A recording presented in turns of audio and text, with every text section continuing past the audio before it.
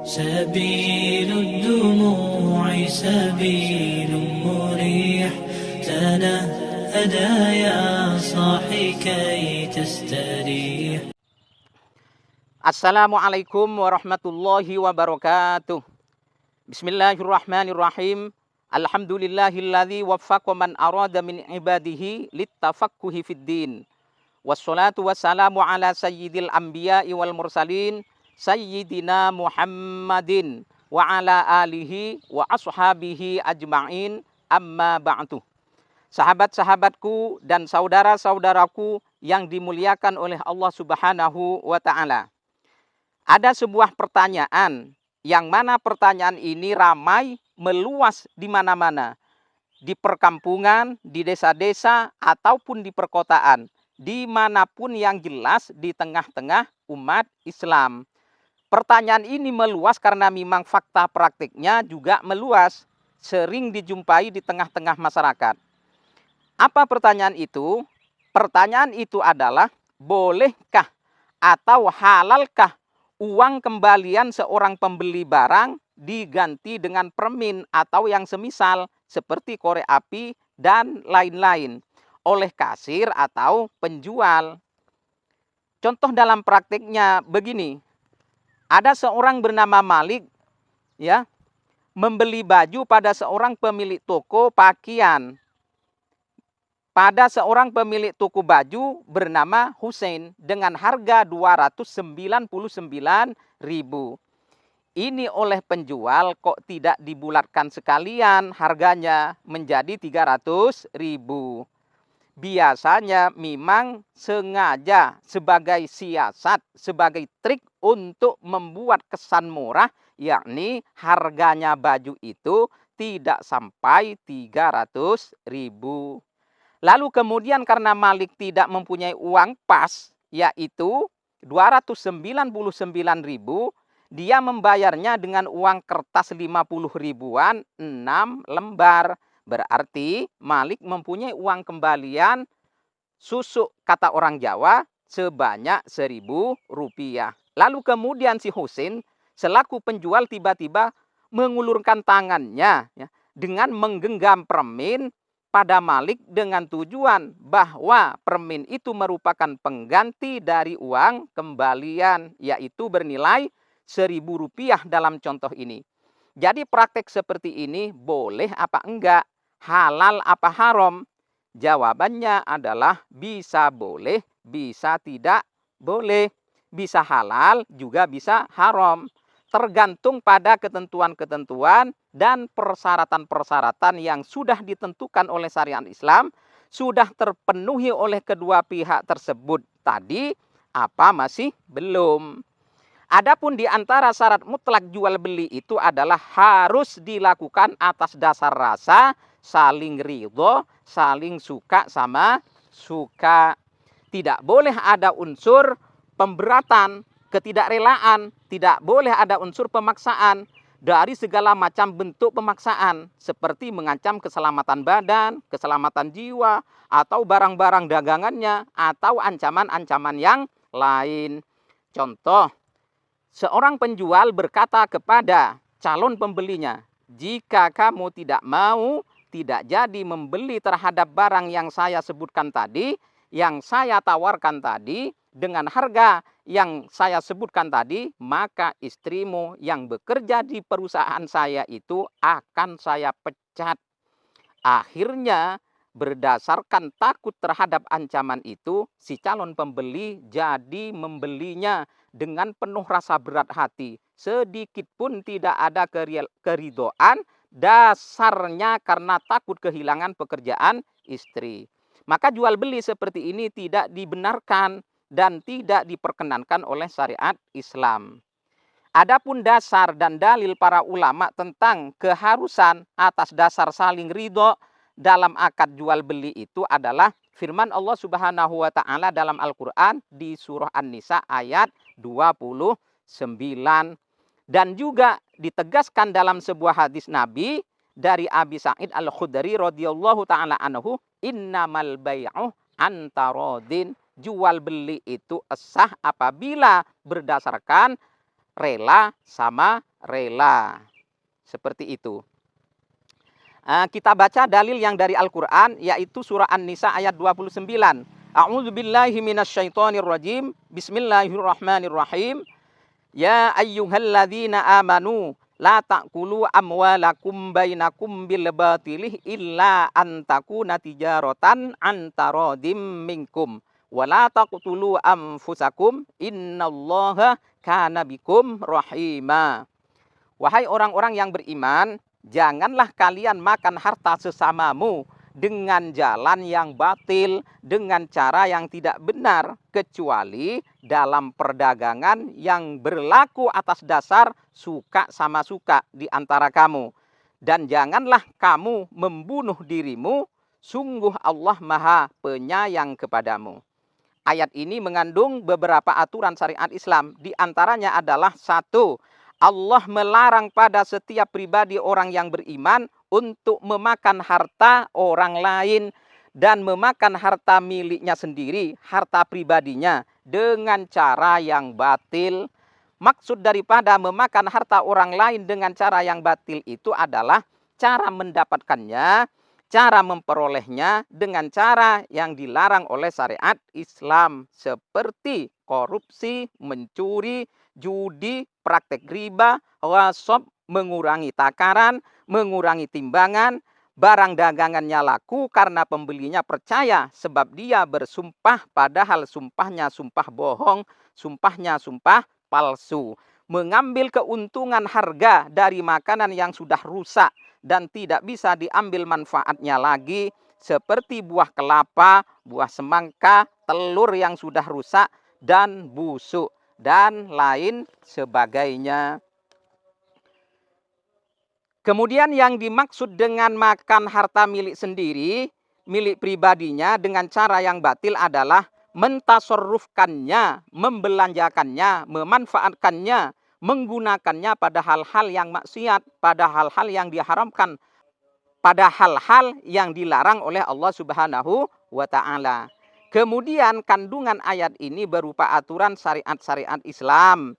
Yang kedua adalah memperbolehkannya Allah Subhanahu wa ta'ala kepada orang yang beriman untuk melakukan semua bentuk praktek tijarah, semua bentuk praktek perniagaan termasuk jual beli di dalamnya, dengan catatan, dengan syarat kedua belah pihak yang melakukan transaksi itu berdasar pada rasa suka sama suka, rela sama rela. Tidak ada unsur pemberatan dan tidak ada unsur pemaksaan, sehingga kedua belah pihak tidak ada yang merasa berat hati dan tidak ada yang merasa terpaksa, seperti itu.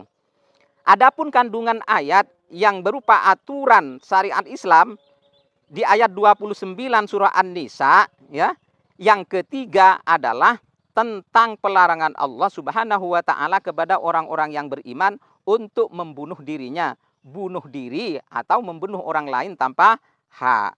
Seperti itu. Saudara-saudaraku yang dimuliakan Allah Subhanahu wa ta'ala, itulah beberapa bagian dari aturan syariat Islam yang tertuang dalam ayat 29 dari surah An-Nisa. Yang saya tidak bisa mengurai semuanya secara luas dan detail karena tidak semua berkaitan dan berhubungan dengan tema ataupun pokok pembahasan kita pada saat ini. Adapun penggalan ayat, ya, yang kandungan maknanya berkaitan dengan tema pembahasan kita adalah illa antakuna tijaratan antarodim minkum, kecuali artinya tidak batil, tidak haram jika antara kalian melakukan suatu perniagaan, melakukan perdagangan, melakukan jual beli berdasar pada suka sama suka. Sebelum penggalan ayat ini, Allah memaparkan bahwa orang-orang yang beriman itu tidak boleh makan, tidak boleh mendapatkan harta milik orang lain dengan cara yang batil. Apa itu cara batil? Cara yang batil adalah sebuah cara yang tidak diperbolehkan oleh Allah Subhanahu wa ta'ala. Sebuah cara yang bertentangan dengan syariat Islam. Sebuah cara yang tidak diridhoi oleh Allah Subhanahu wa ta'ala. Seperti mencuri, artinya seseorang misal bernama Mahir, dia mendapatkan dia mendapatkan atau memindahkan harta berupa apapun ini, baik harta itu berupa kendaraan, hiasan, atau uang dari orang lain berpindah pada dirinya, dalam contoh ini pada mahir. Akan tetapi cara memindahkannya itu dengan cara yang dilarang oleh syariat Islam. Cara yang diharamkan oleh Allah yaitu dengan cara dicuri. Kemudian contohnya lagi, contoh memindahkan, contoh mendapatkan harta orang lain ya pada dirinya dengan cara batil adalah transaksi riba. Ya. Contoh, seorang bernama Mukamil datang pada temannya bernama Mahir dengan tujuan mau pinjam uang sebanyak 2 juta. Dan itu dipenuhi oleh Mahir, akan tetapi dia mensyaratkan ya, ketika dikembalikan nanti ditambah 500.000 hingga kesemuanya menjadi 2.500.000. Ini artinya bahwa Mahir mengambil atau mendapatkan harta berupa uang sebanyak 500.000 rupiah dari orang lain ya, dengan cara yang batil, dengan cara yang tidak diperkenankan oleh syariat Islam, yaitu praktek riba. Kemudian selanjutnya cara-cara yang termasuk dianggap batil oleh syariat Islam adalah mengambil atau memperoleh atau memindahkan harta orang lain pada dirinya dengan cara judi, merampas, berdusta, menipu, korupsi, bersumpah dengan sumpah palsu, dengan cara mengurangi timbangan, mengurangi ukuran, mengurangi takaran. Biasanya hal ini berlaku pada bensin, solar, susu segar, madu, beras, gabah, buah-buahan dengan segala macam jenisnya. Kemudian apalagi ini? Telur, daging ayam, daging sapi, daging kambing, sayur, dan masih banyak lagi yang lainnya. Nah, itulah penjelasan Allah Subhanahu wa taala mengenai pelarangan kepada orang-orang yang beriman agar supaya tidak melakukan pengambilan, tidak melakukan pemindahan harta orang lain pada dirinya dengan cara-cara yang batil seperti itu. Nah, itulah beberapa bagian dari aturan syariat Islam yang terkandung dalam ayat 29 dari surah An-Nisa, yang saya tidak bisa mengurai semuanya dengan luas dan detail karena tidak semua berkaitan dengan tema ataupun pokok pembahasan kita pada saat ini. Adapun kandungan ayat yang berhubungan atau berkaitan dengan pembahasan kita, yaitu hukum mengganti uang kembalian dengan permin atau yang semisal, adalah penggalan ayat 29 dari surah An-Nisa, yaitu illa antakuna tijaratan antarodim minkum. Yang dimaksud oleh ayat ini adalah orang-orang yang beriman tidak boleh melakukan akad, tidak boleh melakukan praktek ataupun transaksi tijarah, yakni segala macam bentuk perniagaan yang termasuk di dalamnya jual beli, kecuali dilakukan berdasar rasa, suka sama suka, tidak ada yang merasa terpaksa. Maka oleh karena kandungan atau maksud daripada ayat ini adalah merupakan jawaban dari pertanyaan apa boleh atau apa halal memberikan permin pada pembeli sebagai pengganti dari uang kembalian, maka jawabannya adalah bisa boleh, juga bisa tidak boleh, bisa sah, bisa tidak sah, bisa sah, bisa batil, bisa sah, bisa fasid. Lalu kemudian yang boleh atau yang halal itu yang bagaimana, Ustadz? Yang boleh itu, yang halal itu, yang sesuai dengan yang dimaksud oleh ayat tadi. Yakni apabila pembelinya menerimanya dengan betul-betul rela, betul-betul ridho, dan betul-betul suka. Nah, sekarang mari kita kembalikan pada gambaran contoh dalam praktik kehidupan nyata. Yaitu ketika Malik datang ke tuku pakaiannya Husein, dicontoh di awal tadi, untuk membeli baju seharga 299.000. Kemudian karena hal itu sudah disepakati dan sudah mencapai pada rasa saling suka ya dan ridho, maka dibayarlah oleh si Malik dengan menggunakan uang kertas 50 ribuan sebanyak 6 lembar. Dengan penuh harapan bahwa uang kembaliannya itu nanti akan dibelikan korek api. Akan tetapi tiba-tiba si Husin tidak memberikan uang kembalian yang 1.000 itu pada Malik, tapi menggantinya dengan permen. Nah, dari sinilah awal mula munculnya pertanyaan praktek yang dilakukan Husin terhadap Malik boleh apa tidak, sah apa fasid, sah apa batil. Maka jawabannya seperti tadi itu, jika Malik mau, suka, rela, setelah ditarik dengan sebetul-betulnya suka, maka sah dan halal. Akan tetapi jika si Malik tidak suka, tidak rela, merasa berat hati dan terpaksa, ingat, penyebab keterpaksaan itu macam-macam. Bisa jadi karena ditekan oleh perasaan malu, malu pada penjualnya, atau malu pada orang-orang yang ada di kanan kirinya jika tidak mau menerima permen itu. Apalagi ya, si penjualnya tidak taren-taren dulu, kata orang Jawa, tidak menawarkan dulu, tidak memberi kesempatan memilih, tiba-tiba diberikan begitu saja. Singkat ceritanya, si Malik menerima permen itu dengan penuh keterpaksaan. Maka praktek seperti ini fasid, batil, tidak sah, haram, harus dihindari. Dan kadangkala penjual itu masih nambah dosa lagi dengan berdusta demi agar supaya permennya itu laku dengan mengatakan, maaf ya mas, uang kembaliannya saya ganti dengan permen karena nggak ada uang kecil. Padahal ada. Dan juga seringkali ditemukan penjual itu memang sengaja nyetok permen atau yang semisal dengan tujuan mencari kesempatan dalam kesempitan. Mencari kesempatan maksudnya dia akan mendapatkan laba lagi untuk yang kedua kalinya, yaitu dari permennya. Dalam kesempitan maksudnya pihak pemilik uang kembalian, yaitu pembeli, hampir dapat dipastikan mau walaupun dengan berat hati. Saudara-saudaraku kaum muslimin wal muslimat yang bertakwa kepada Allah Subhanahu wa taala. Mari kita semua jangan sampai menganggap remeh terhadap hal-hal yang seperti ini. Kadangkala sesuatu itu remeh menurut pikiran dan anggapan kita, tapi ternyata itu berat dan berbahaya menurut syariat. Ingat ancaman Allah Subhanahu wa taala di dalam ayat selanjutnya, yaitu pada ayat 30-nya dari surah An-Nisa. A'udzubillahi minasyaitonirrajim. Wa may yaf'al dzalika 'udwanan wa dzulma fasawfa nuslihi nara wa kana dzalika 'alallahi yasira.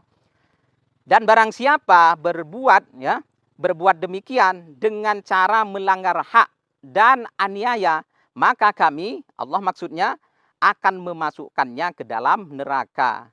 Yang demikian itu mudah bagi Allah Subhanahu wa taala. Jelas sekali bahwa ayat ini berisi ancaman, yaitu berupa neraka, berupa siksa neraka. Pertanyaannya adalah, siapa sajakah yang mendapat ancaman yang tercakup dalam ayat ini? Banyak sekali jawabannya, bahkan mencakup pada ayat sebelumnya, maksudnya mencakup pada ayat sebelum ayat 29-nya. Namun di sini saya akan menyebutkan sebagian saja, yaitu satu, orang-orang yang suka mengambil, orang-orang yang suka mendapatkan harta orang lain dengan cara yang batil, dengan cara yang dilarang oleh Allah Subhanahu wa taala. Yang kedua, yang nomor dua adalah orang-orang yang suka mentasarrufkan hartanya, orang-orang yang suka menggunakan hartanya pada hal-hal yang diharamkan oleh Allah Subhanahu wa taala. Kemudian yang nomor tiga, ancaman siksa neraka itu ditujukan kepada orang-orang yang suka berniaga, orang-orang yang suka berdagang, jual beli dengan melakukan cara, dengan melakukan praktik yang batil dan zalim. Demikian. Oleh karena itu, wahai sahabat-sahabatku yang beriman, saudara-saudaraku yang sangat saya muliakan, Demi untuk lebih selamat, lebih aman dan lebih hati-hati, mari kita semua berusaha untuk mengikuti aturan-aturan syariat Islam yang ada di surah An-Nisa ayat 29 itu. Ayo kita jangan nyetok permen dan yang semisal yang tujuannya hanya untuk dijadikan pengganti dari uang kembalian. Karena praktek seperti ini sangat dikhawatirkan dan besar kemungkinan akan membuat saudara-saudara kita selaku pembeli kecewa, tidak suka, terpaksa. Seperti itu ya. Percayalah saudara-saudaraku yang dimuliakan oleh Allah Subhanahu wa taala, jika itu kita tinggalkan berdasarkan karena takwa kepada Allah, berdasarkan karena takut kepada Allah, berdasarkan karena takut pada api nerakanya, takut terhadap ancaman-ancamannya, maka Allah yang akan memberikan jalan keluarnya, yakni dipermudah dalam segala urusan, dan Allah yang akan memberikan rezeki yang lebih banyak, lebih barokah insya Allah dengan caranya Allah sendiri yang tidak diketahui dan tidak disangka-sangka oleh kita sebelumnya. Sesuai dengan janjinya Allah, wa may yattaqillaha yaj'al lahu makhraja wa yarzuqhu min haitsu la yahtasib.